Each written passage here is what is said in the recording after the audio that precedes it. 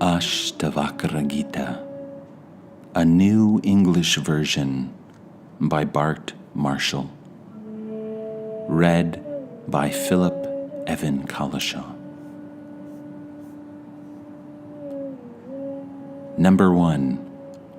Instruction on Self-Realization. Janaka said, "Master, how is knowledge to be achieved, detachment acquired, liberation attained?" Ashtavakra said, "To be free, shun the experiences of the senses like poison. Turn your attention to forgiveness, sincerity, kindness, simplicity, truth. You are not earth, water, fire, or air, nor are you empty space. Liberation is to know yourself as awareness alone, the witness of these. Abide in awareness, with no illusion of person. You will be instantly free and at peace. You have no caste or duties. You are invisible, unattached, formless. You are the witness of all things. Be happy. Right and wrong, pleasure and pain, exist in mind only. They are not your concern. You neither do nor enjoy. You are free. You are the solitary witness of all that is, forever free. Your only bondage is not seeing this. The thought, "I am the doer," is the bite of a poisonous snake. To know, "I do nothing," is the wisdom of faith. Be happy. A single understanding, "I am the one awareness," consumes all suffering in the fire of an instant. Be happy. You are unbounded awareness, bliss, supreme bliss, in which the universe appears, like the mirage of a snake in a rope. Be happy. It is true what they say. You are what you think. If you think you are bound, you are bound. If you think you are free, you are free. You are self, the solitary witness. You are perfect, all-pervading, one. You are free, desireless, forever still. The universe is but a seeming in you. Meditate on this. I am awareness alone, unity itself. Give up the idea that you are a separate person, that there is within and without. You have long been bound, thinking, "I am a person." Let the knowledge, "I am awareness alone," be the sword that frees you. You are now and forever free, luminous, transparent, still. The practice of meditation keeps one in bondage. You are pure consciousness, the substance of the universe. The universe exists within you. Don't be small-minded. You are unconditioned, changeless, formless. You are solid, unfathomable, cool. Desire nothing. You are consciousness. That which has form is not real. Only the formless is permanent. Once this is known, you will not return to illusion. Just as a mirror exists both within and without, the image reflected, so the Supreme Self exists both within and without the body. Just as the same space exists both within and without a jar, the timeless, all-pervasive one exists as totality. Number 2, joy of self-realization. Janaka said, I am now spotless and at peace, awareness beyond consciousness. All this time I have been duped by illusion. By this light alone, the body and the universe appear. I am everything, or nothing. Seeing there is no universe or body, by grace the self is revealed. As waves, foam, and bubbles are not different from water, so the universe emanating from self is not different from self. Look closely at cloth. You see only threads. Look closely at creation. You see only self.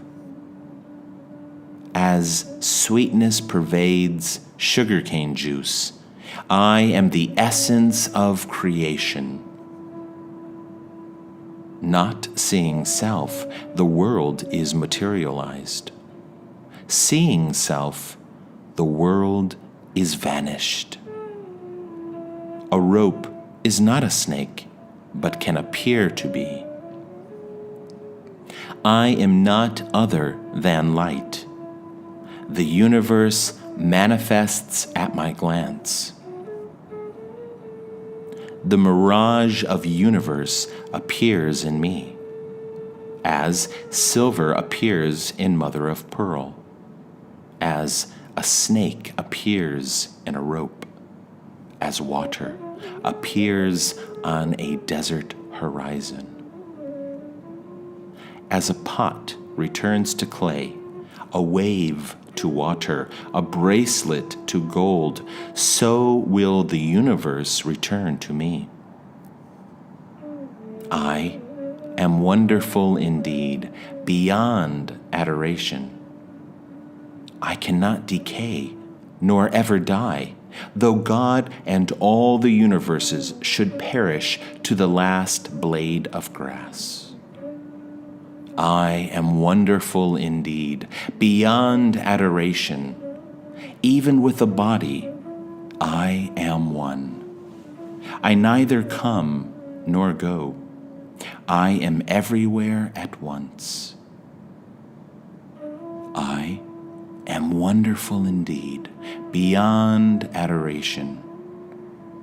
I am astounded at my powers. The universe appears within me, but I do not touch it.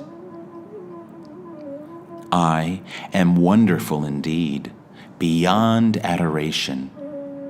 I am everything thought or spoken and have nothing.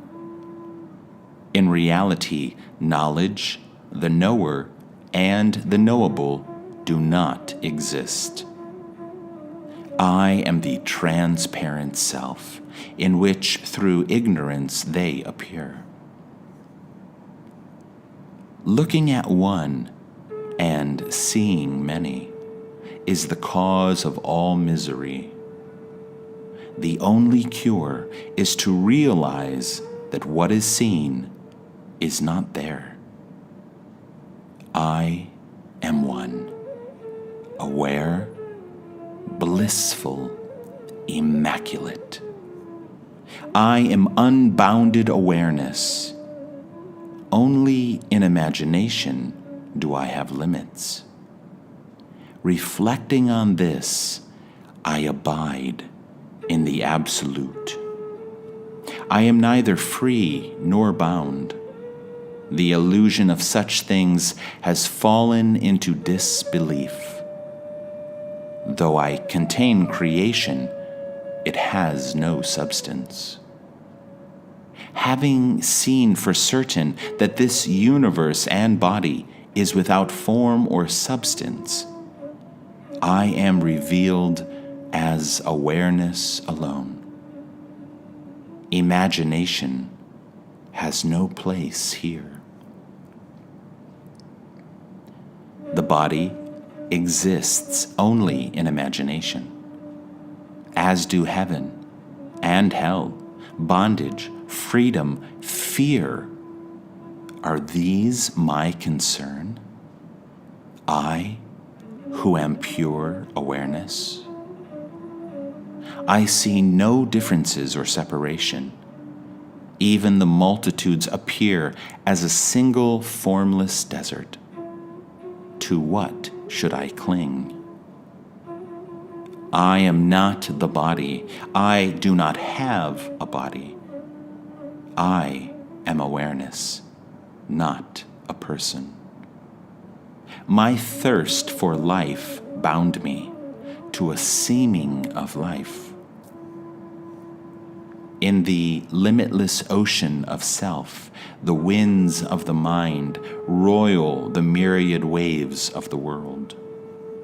But when the wind subsides in the limitless ocean, the ark of personhood is swallowed up, along with the universe it carries. And how wonderful it is! In the limitless ocean of self, waves of beings arise, collide, play for a time, then disappear, as is their nature.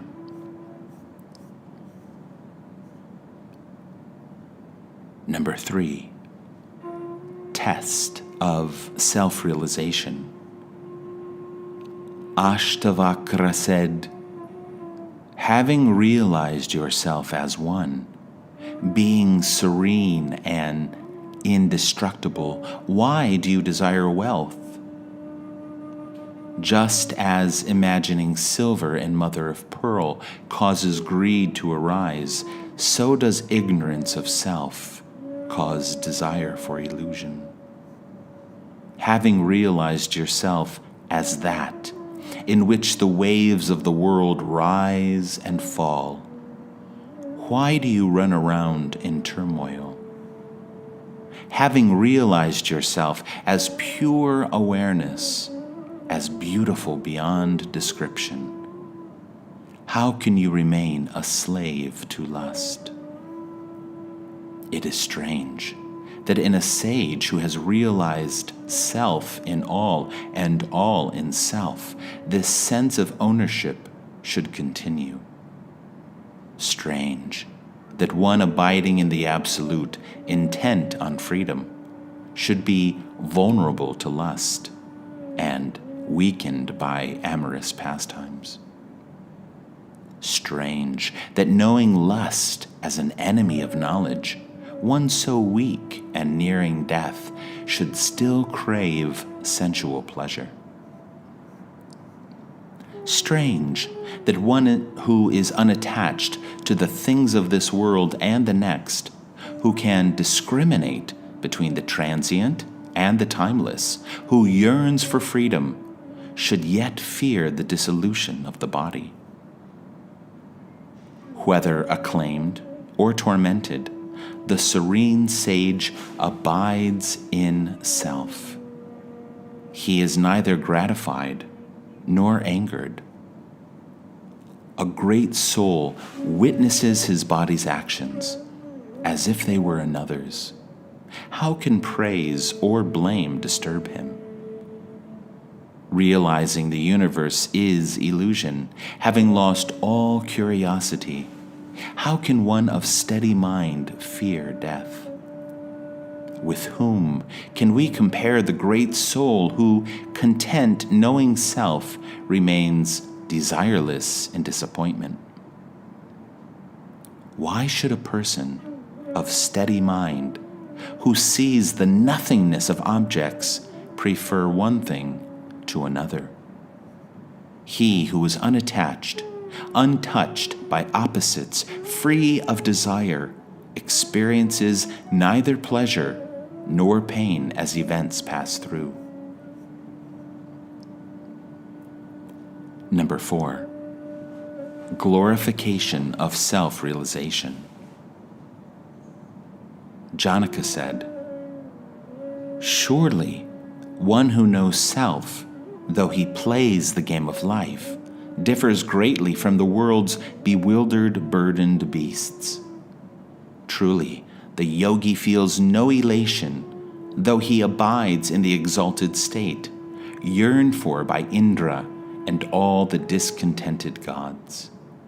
Surely, one who knows that is not touched by virtue or vice, just as space is not touched by smoke, though it appears to be. Who can prevent the great soul, who knows the universe as self, from living life as it comes? Of the 4 kinds of beings, from Brahma to a blade of grass, only the sage can renounce aversion and desire. Rare is he who knows himself as one with no other, the Lord of the universe. He acts as he knows and is never afraid."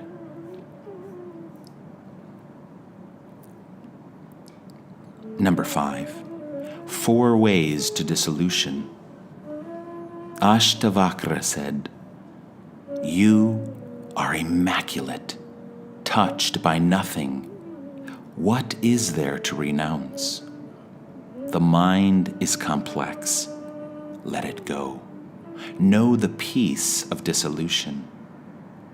The universe arises from you like foam from the sea. Know yourself as one. Enter the peace of dissolution. Like an imagined snake in a rope, the universe appears to exist in the immaculate self, but does not. Seeing this, you know there is nothing to dissolve. You are perfect, changeless, through misery and happiness, hope and despair, life and death. This is the state of dissolution."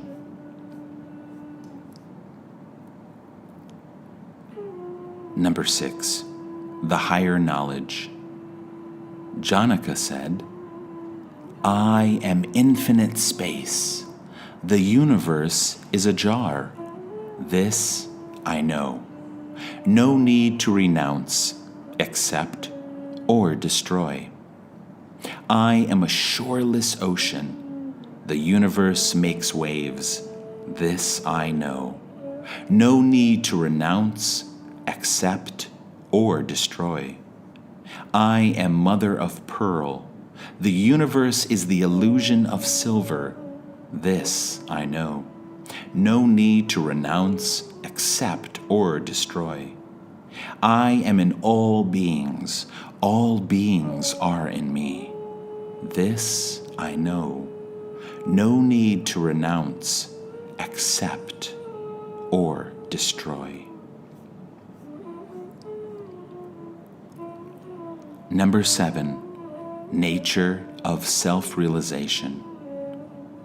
Janaka said, "In me, the shoreless ocean, the arc of universe drifts here and there, on the winds of its nature. I am not impatient.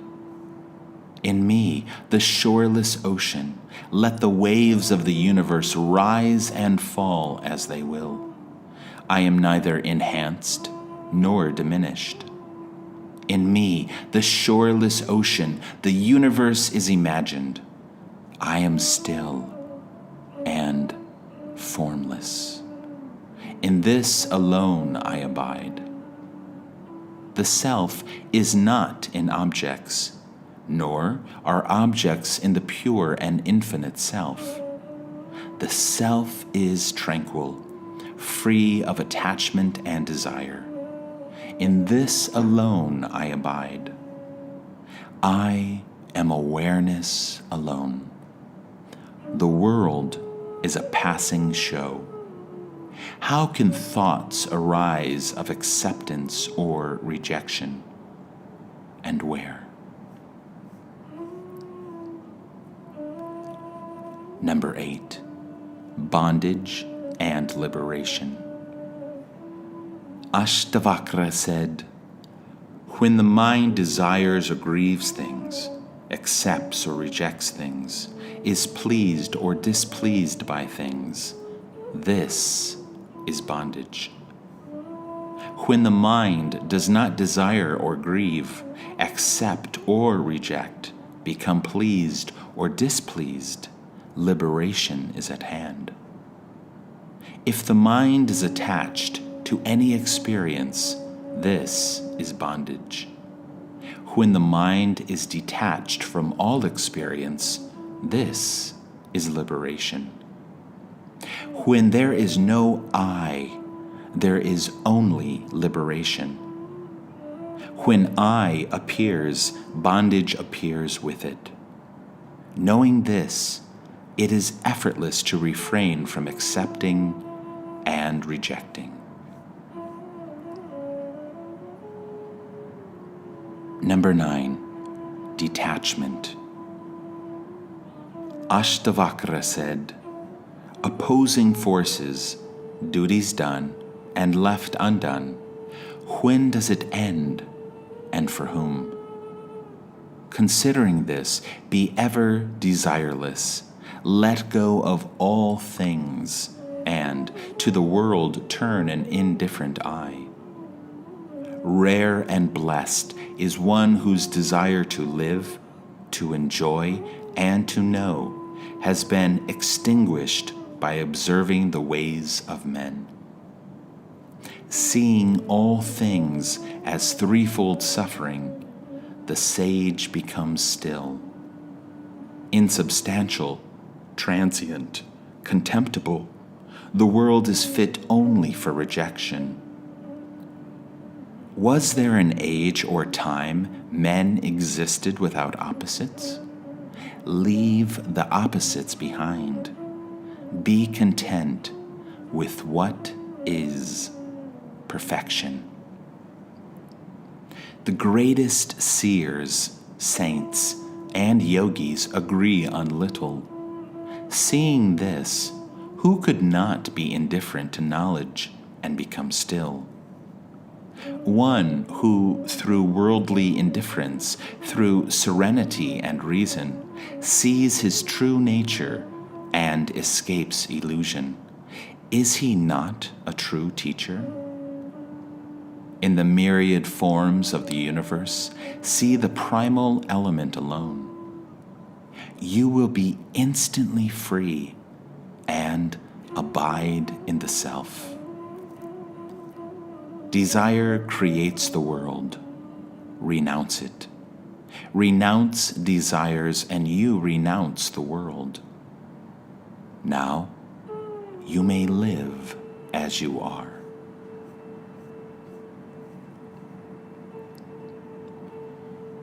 Number 10, quietude.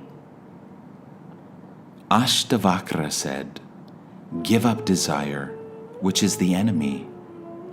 Give up prosperity, which is born of mischief and good works. Be indifferent.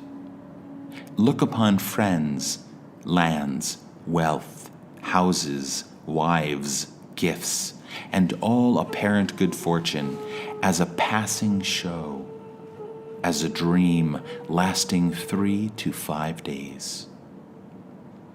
Where there is desire, there is the world. Be firm in non-attachment. Be free of desire. Be happy. Bondage and desire are the same. Destroy desire and be free. Only by detaching from the world does one joyfully realize self. You are one, awareness itself.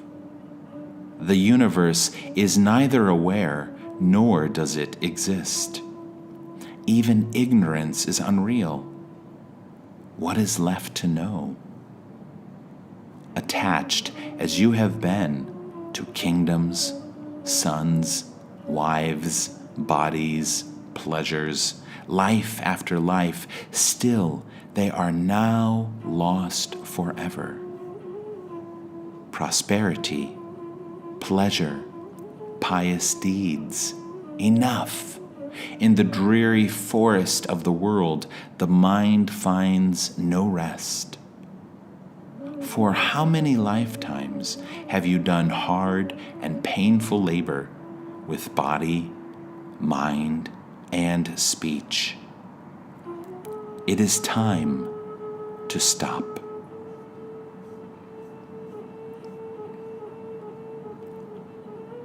Number 11, wisdom. Ashtavakra said, existence, non-existence, change, this is the nature of things. Realizing this, stillness, serenity, and bliss naturally follow. One who knows for certain that self creates all and is alone becomes still, desireless, unattached. One who knows for certain that adversity and success come and go in obedience to destiny becomes content. He neither desires nor grieves. One who knows for certain that birth and death, happiness and misery come and go in obedience to destiny sees nothing to accomplish. He engages in non-action, and in action remains unattached. One who has realized that only by caring is misery caused in the world becomes free, happy, serene, desireless. I am not the body, nor is the body my possession.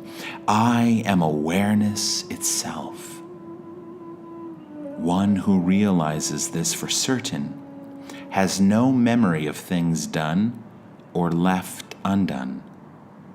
There is only the Absolute.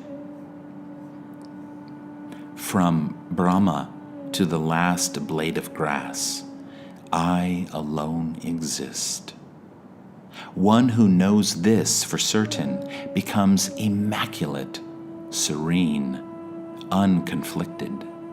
Attainment has no meaning. One who knows for certain that this manifold and wonderful universe is nothing becomes desireless awareness and abides in the stillness of no thing.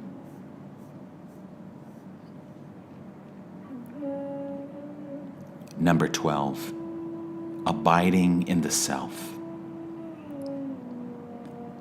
Janaka said, becoming first intolerant of action, then of excessive speech, then of thought itself, I come to be here.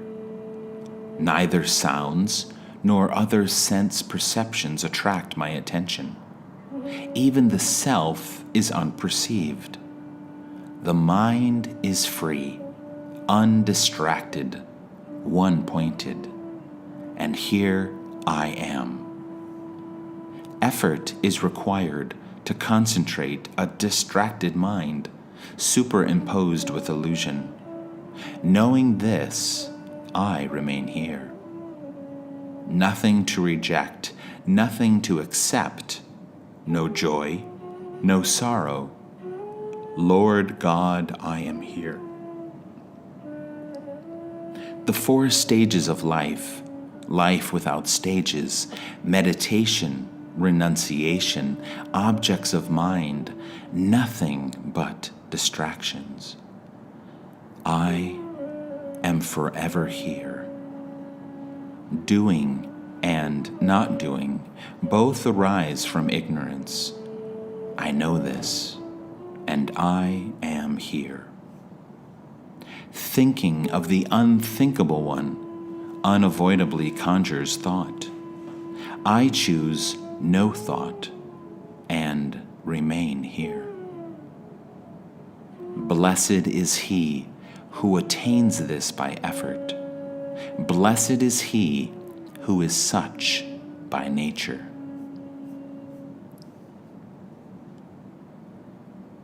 (13) Happiness. Janaka said, "The tranquil state of knowing self alone is rare, even among those who own but a loincloth. I therefore neither renounce nor accept, and am happy. The body is strained by practices. The tongue tires of scripture. The mind numbs with meditation. Detached from all this, I live as I am. Realizing that nothing is done, I do what comes and am happy." Yogis who preach either effort or non-effort are still attached to the body. I neither dissociate nor associate with any of that, and am happy. I have nothing to gain or lose by standing, walking, or sitting down. So whether I stand, walk, or sit, I am happy. I do not lose by sleeping, nor attain by effort. Not thinking in terms of loss or gain, I am happy. Pleasure and pain fluctuate and are inconsistent. Without good or bad, I live happily. Number 14, tranquility. Janaka said, "Though appearing asleep like other men, one whose interest in the world is exhausted, whose mind has been emptied, who thinks only by inadvertence, is in reality awake. When desire has melted, how can there be wealth or friends or the seduction of senses? Of what use is scripture and knowledge? I have realized the Supreme Self, the witness, the One. I am indifferent to bondage and freedom. I have no need for liberation. The inner condition of one who is devoid of doubt, yet moves among creatures of illusion, can only be known by those like him." Number 15, knowledge of the self. Ashtavakra said, "A man of open intuition may realize self upon hearing a casual instruction, while a man of cluttered intellect inquires bewildered for a lifetime. Aversion to the world's offerings is liberation. Attraction to the world's offerings is the suffering of bondage. This is the truth. Now, do as you please. This knowledge of truth turns an eloquent, wise, and active man mute, empty, and inert. Lovers of the world therefore shun it. You are not the body. You do not have a body. You neither do nor enjoy. You are awareness alone, the timeless witness. You are free. Go in happiness. Attachment and aversion are attributes of the mind. You are not the mind. You are consciousness itself, changeless, undivided, free. Go in happiness.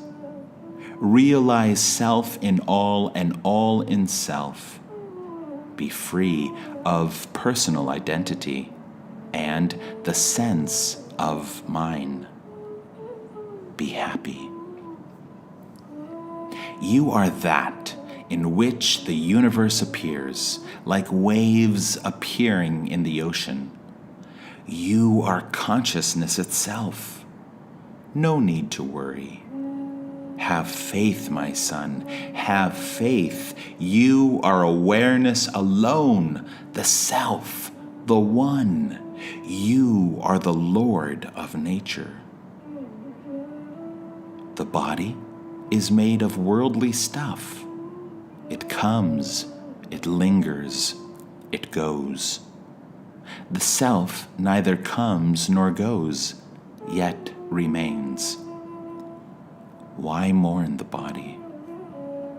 If the body lasts until the end of time, or perishes today, is there gain or loss for you? You who are pure awareness? Let the waves of the universe rise and fall as they will. You have nothing to gain or lose. You are the ocean. You are the substance of consciousness. The world is you. Who is it that thinks he can accept or reject it? And where does he stand? In you who are one, immaculate, still awareness, from where can birth, action, or a separate person arise? Whatever you perceive is you and you alone. How can bracelets, armlets, and anklets be other than the gold they are made of? Leave behind such distinctions as I am he and I am not this. Consider everything self. Be desireless and be happy. Your ignorance alone creates the universe. In reality, one alone exists. There is no person or God other than you. One who knows for certain that the universe is illusion, a no thing, becomes desireless, pure awareness, and finds peace in the existence of nothing. In the ocean of existence, only one is, was, and ever will be. You are neither bound nor free. Live content and be happy. Do not stir the mind with yes or no. You are pure consciousness.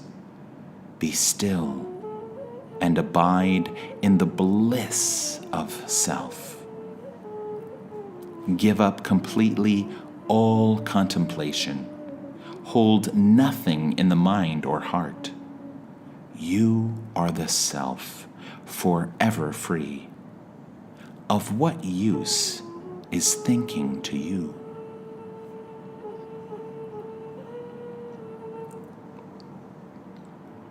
Number 16, special instruction.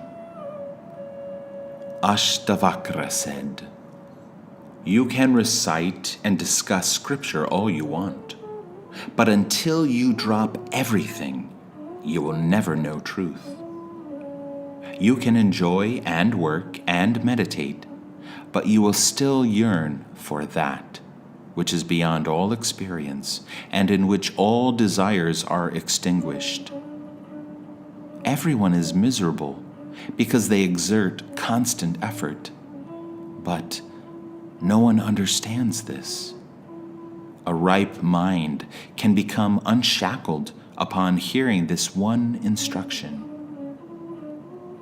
The master idler, to whom even blinking is a bother, is happy, but he is the only one. When the mind is free of opposites, like this is done and this is yet undone, one becomes indifferent to merit, wealth, pleasure, and liberation. One who abhors sense objects avoids them.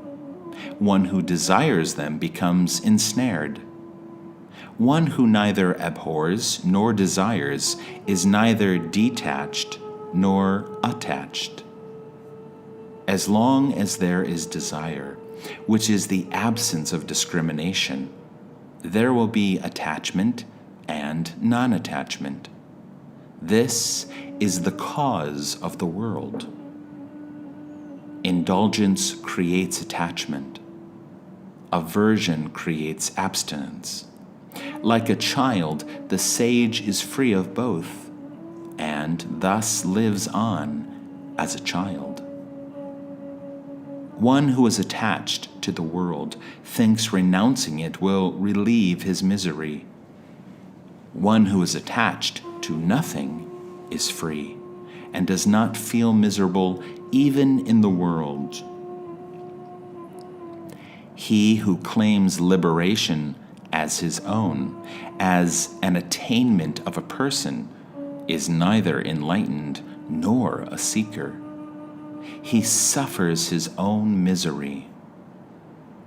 Though Hara, Hari, or the lotus-born Brahma himself instructs you, until you know nothing, you will never know self.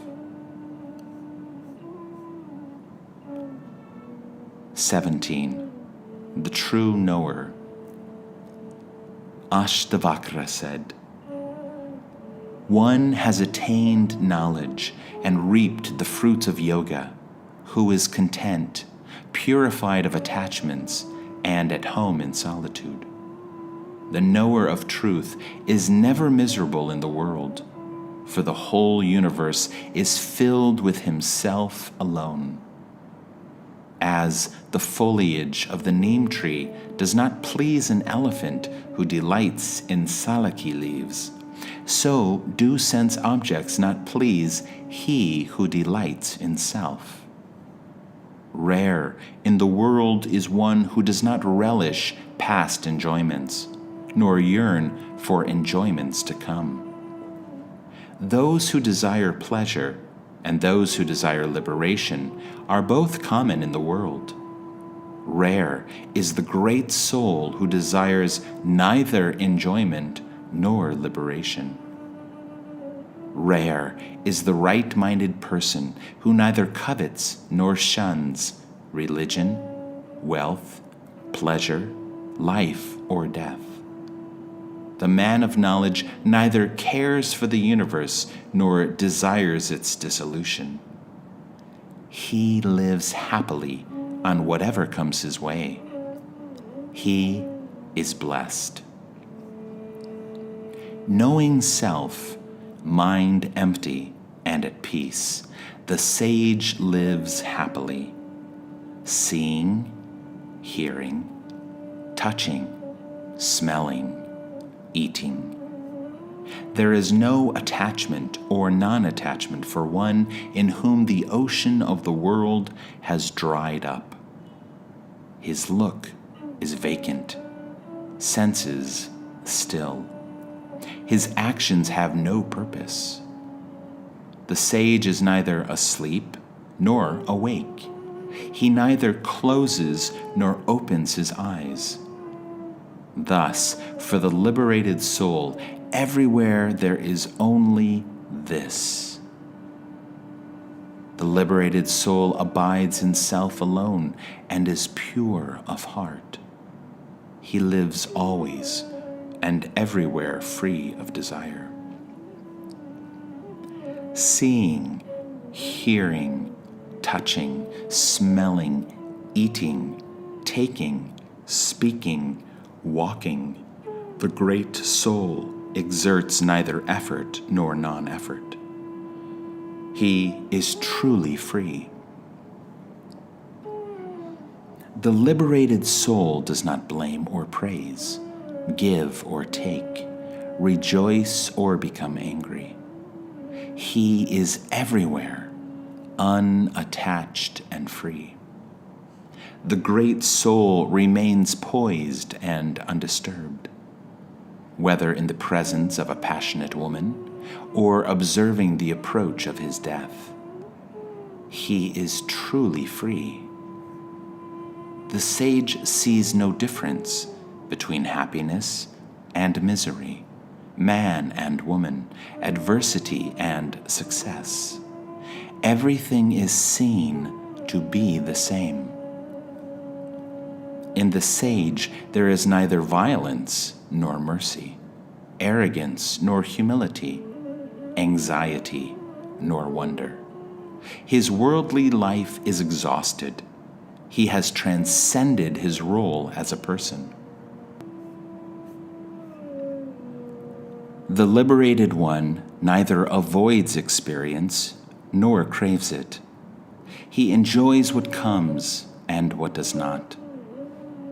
The sage is not conflicted by states of stillness and thought. His mind is empty. His home is the absolute. Though he may perform actions, the man of knowledge does not act. Desires extinguished, free of thoughts of I and mine, he knows with absolute certainty that nothing exists. The sage is free. His empty mind no longer projects delusion, dreaming, dullness. This state is indescribable. 18. Peace. Ashtavakra said, "Praise that which is bliss itself, which is by nature stillness and light, and which by its knowing reveals the world as a dream. One may enjoy the abundant pleasures of the world, but will never be happy until giving them up. How can one whose innermost heart has been scorched by the sun of sorrow that comes from duty be happy until the sweet rain of torrential stillness? The universe is but a thought in consciousness. In reality, it is nothing. One who sees the true nature of existence and non-existence never ceases to exist. The self, which is absolute, effortless, timeless, immaculate, is without limits and at no distance from you. You are forever it. For those whose vision becomes unclouded, illusion evaporates and self becomes known. All sorrow is instantly dispelled. Seeing everything is imagination. Knowing the self as timelessly free, the sage lives as a child. knowing himself as absolute, knowing existence and non-existence to be imagination only, what is there for the desireless one to learn, say, or do? Knowing for certain that all is self, the sage has no trace of thoughts, such as, I am this, or I am not that. The yogi who finds stillness is neither distracted nor focused. He knows neither pleasure nor pain. Ignorance dispelled, he is free of knowing. Heaven or poverty, gain or loss, society or solitude, to the yogi free of conditioning, there is no difference. Religious merit, sensory pleasure, worldly prosperity, discrimination between this and that, these have no significance to the yogi free of opposites, such as, I do this, and this I do not. The yogi who is liberated while living has no duties in this world, no attachments in his heart. His life proceeds without him. For the great soul who abides beyond desire, where is illusion? Where is the universe? Where is meditation on that? Where even is liberation from them? He who sees the world may try to renounce it. But what can the desireless one do? He sees there is nothing to see. He who has seen the Supreme Brahma thinks, I am Brahma. But he who has transcended all thought, what can he think? He knows no other than self. He achieves self-control who sees his own distraction. But the great soul is not distracted. He has nothing to achieve. He has nothing to do. The man of knowledge may live as an ordinary man, but he is not. He sees he is neither focused nor distracted, and finds no fault within himself. He who is beyond existence and non-existence, who is wise, satisfied, and free of desire, does nothing, though the world may see him in motion. The wise one is not troubled by action or inactivity. He lives happily, doing whatever gets done. Like a leaf in the wind, the liberated one is untethered from life, desireless, independent, free. For one who has transcended the world, there is no joy or sorrow. With a stilled mind, he lives on with no body. One who knows self, whose mind is serene and spotless, does not desire to give up anything, nor does he miss what is not there. His mind being in a natural state of emptiness, the wise one knows nothing of honor and dishonor. He does what comes to be done. One who acts knowing this is done by the body, not by I, the self, indeed does nothing, no matter how much acting takes place. The liberated one acts without claiming to be acting, but he is no fool. He is blessed and happy, even though in the world. Having had enough of the endless workings of the mind, the wise one comes to rest. He neither thinks, nor knows, nor hears, nor sees. Beyond stillness, beyond distraction, the great soul thinks nothing of liberation or bondage. Having seen the universe is void, even though it seems to exist, he is God.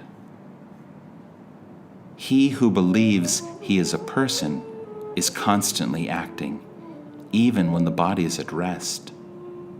The sage knows he is not a person, and therefore does nothing, even when the body is in motion.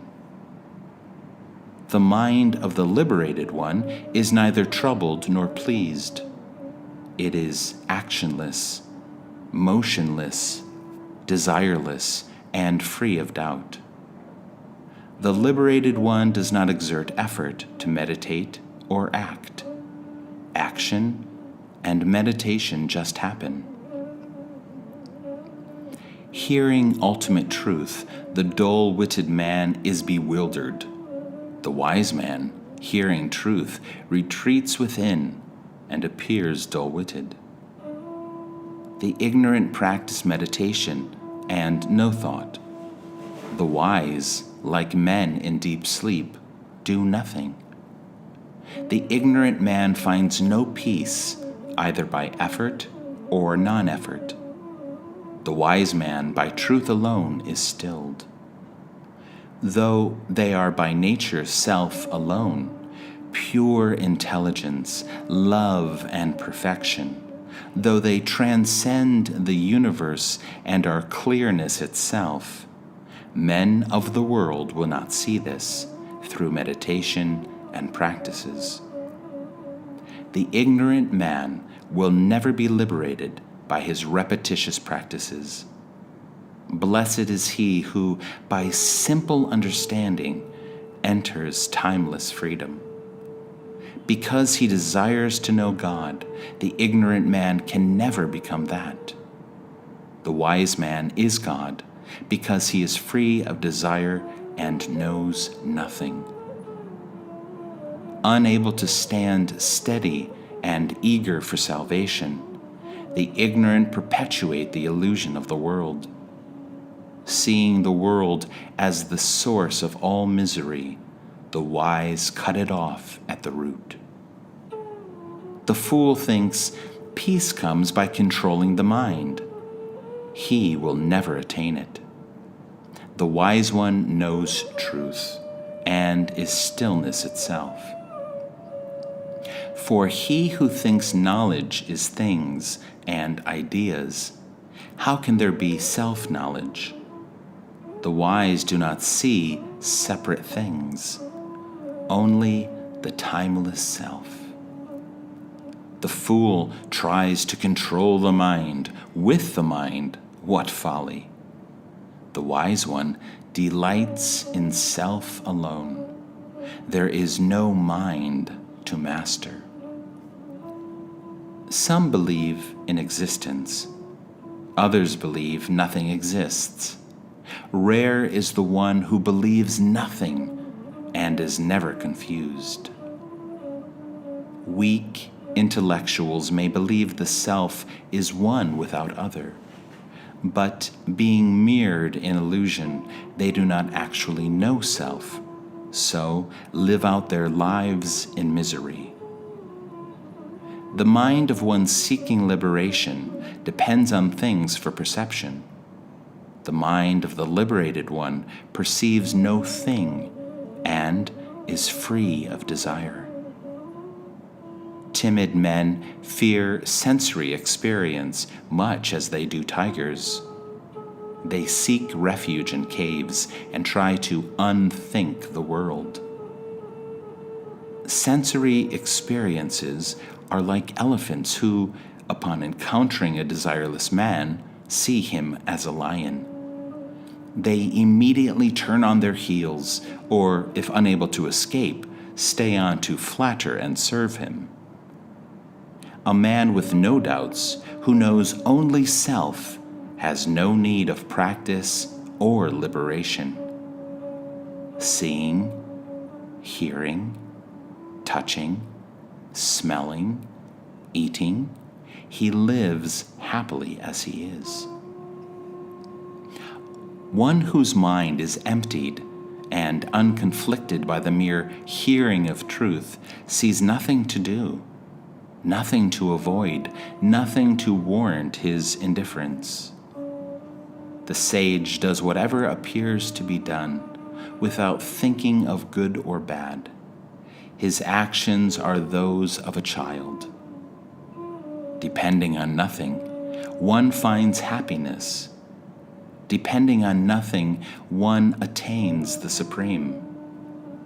Depending on nothing, one passes through tranquility to oneself. When one realizes he is neither the actor nor the one who watches, the mind storm is stilled. The actions of the sage, free of pretense and motive, shine like clear light. Not so those of the deluded seeker, who affects a peaceful demeanor while remaining firmly attached. Unbounded, unfettered, untethered from the projections of mind, the wise are free to play and enjoy, or retire to mountain caves. Whether honoring a spiritual scholar, a god, or holy shrine, whether seeing a desirable woman, a king, or beloved friend, the heart of the sage is unmoved. Though his servants, sons, wives, daughters, grandchildren, and all his relatives ridicule and despise him, the sage is undismayed. Though pleased, he is not pleased. Though pained, he does not suffer. This wonderful state is understood only by those like him. The belief in duty creates a relative world for its performance. The wise one knows himself to be formless, timeless, all-pervasive, immaculate, and thus transcends duty and world. Even doing nothing, the dull one is anxious and distracted. Even amidst great action, the wise one remains still. Even in practical life, the wise one remains happy. Happy to sit, happy to sleep, happy to move about, happy to speak, happy to eat. Because he knows self. The wise one is not disrupted by practical life. He is deep and still, like a vast lake. He is not like ordinary people. His sorrows have vanished. For the deluded, even rest is an activity. For the wise, even action bears the fruit of stillness. The deluded are often adverse to the things of life. To one with no thought for body, attachment and aversion have no meaning. The deluded mind is caught up in thinking and not thinking, though the mind of the wise one may think what thoughts come, he is not aware of it. The sage sees nothing being done, even when performed by his hands. Like a child, he is pure and acts without reason. Blessed indeed is he who knows self. Though seeing, hearing, touching, smelling, eating, he never desires nor changes. For one who is void and changeless, where is the world and its imaginings? Where is the end? Where is the possibility of it? Glorious indeed is he who, free of desire, embodies bliss itself. He has become absorbed in self. In short, the great soul who has realized truth is free of desire, enjoyment, and liberation. In all of space and time, he is attached to nothing. What remains for one who is consciousness itself, who sees the non-existence of a phenomenal world created by the mere thought of a name. Peace is natural for one who knows for certain nothing exists, who sees appearances are illusion, to whom the inexpressible is apparent.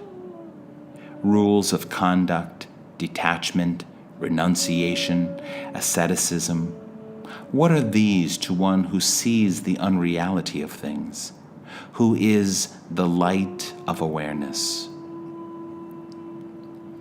How can there be joy or sorrow, bondage or liberation, for one who perceives non-existence and lights the infinite?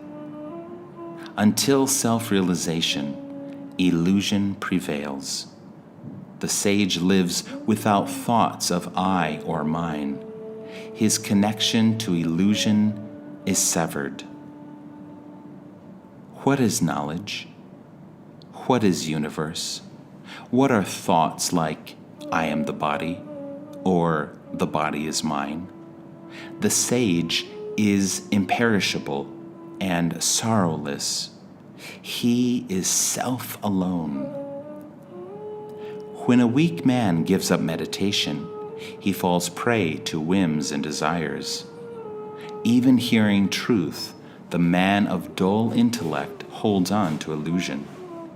Through effort and suppression, he may appear outwardly composed, but inside he craves the world. Though others may see him working, the sage does nothing. Knowledge has banished effort. He finds no reason to do or say. The sage is fearless, unassailable, no darkness, no light, nothing to lose, nothing. Patience, discrimination, even fearlessness, what use are these to the yogi? His nature cannot be described. He is not a person. No heaven, no hell, no liberation for the living. In short, consciousness is void. What more can be said? The sage neither yearns for fulfillment nor frets over non-attainment. His mind is cool and brimming with sweetness. Detached from desire, the sage neither praises peace nor blames the wicked. Equally content in happiness and misery, he would not change a thing. The sage neither rejects the world nor desires self. He is free of joy and sorrow. He does not live and cannot die. The wise one lives without hope. He has no attachment to his children, wife, or anyone. Pleasure means nothing to him. His life is glorious. The sage wanders about as he pleases and lives on whatever may come. Contentment ever dwells in his heart. And when the sun sets, he rests where he is. Rooted in being, no thought of being born or reborn, the great soul is indifferent to the death or birth of his body. The wise one stands alone, caring for nothing, bereft of possessions. He goes where he will, unhindered by opposites, his doubts rent asunder. He is truly blessed. The wise one has no sense of mine. To him, earth, stone, and gold are the same. The knots of his heart have unraveled. He knows neither ignorance nor sorrow. He is excellent in every way. The liberated soul has no desire in his heart. He is content and indifferent. He has no equal.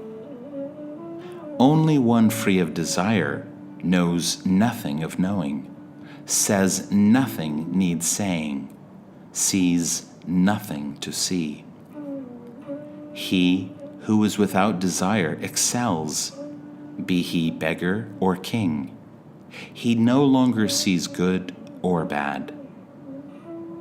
What is lust, or restraint, or the desire for truth to the yogi who has reached life's goal, and who embodies virtue and sincerity?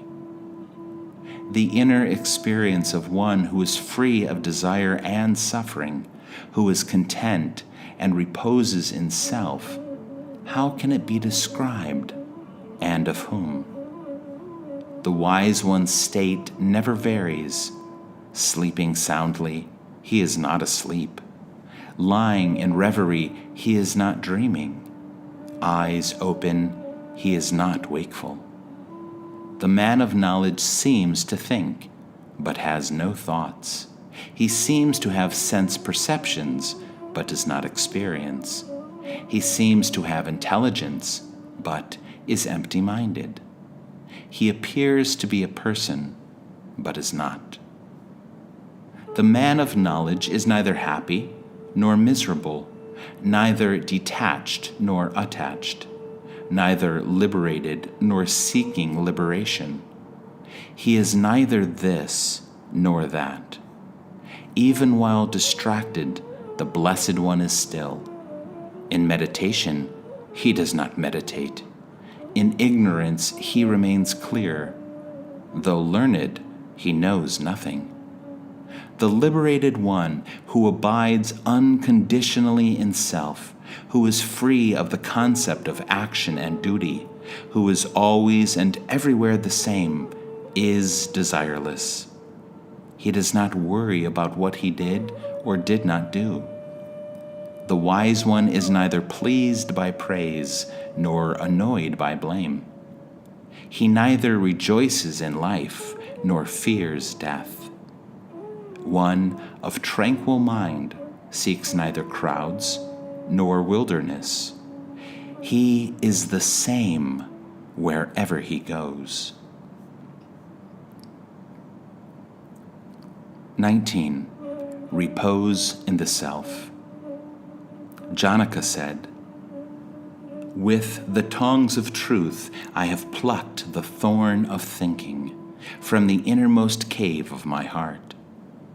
Where is meditation, pleasure, prosperity, or discrimination?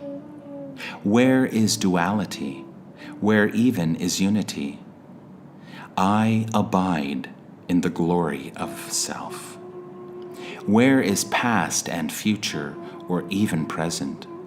Where is space, or even eternity? I abide in the glory of self. Where is self? Where is not self? Where is good and evil, confusion and clarity? I abide in the glory of self. Where is sleeping, dreaming, waking, or even the fourth state? Where is fear? I abide in the glory of self. Where is close or far, in or out, gross or subtle? I abide in the glory of self.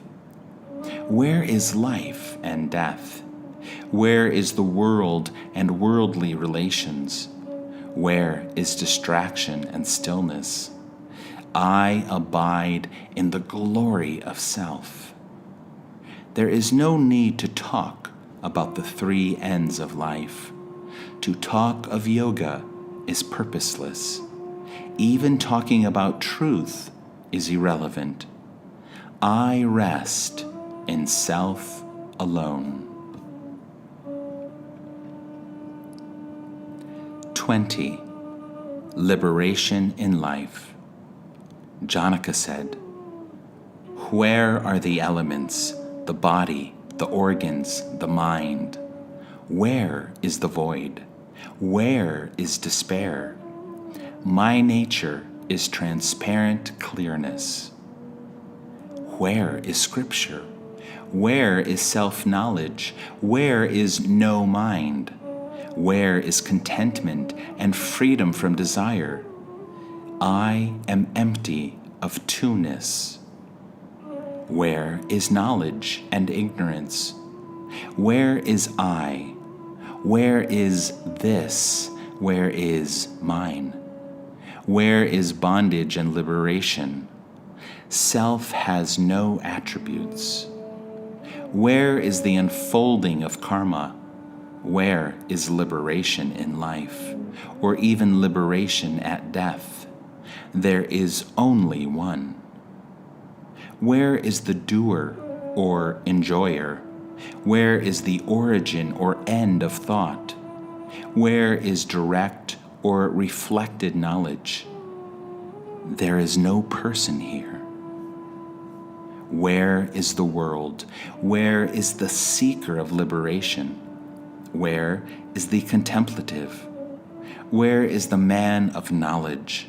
Where is the soul in bondage? Where is the liberated soul? My nature is unity. Where are creation and destruction? Where is the end and the means? Where is the seeker? Where is attainment? I am one. Where is the knower? Where is knowing? Where is the known or knowledge itself? Where is anything? Where is nothing? I am pure awareness. Where is distraction, concentration, knowledge or delusion? Where is joy or sorrow? I am stillness. Where is the relative? Where the transcendent? Where is happiness or misery? I am empty of thought. Where is illusion? Where is existence? Where is attachment or non-attachment? Where is person? Where is God? I am awareness. Where is activity or inactivity? Where is liberation or bondage? I am timeless, indivisible. I am self alone. Where are principles and scriptures? Where is the disciple or teacher? Where is the reason for life? I am boundless, absolute. Where is existence or non-existence? Where is unity or duality? No thing emanates from me. No more can be said.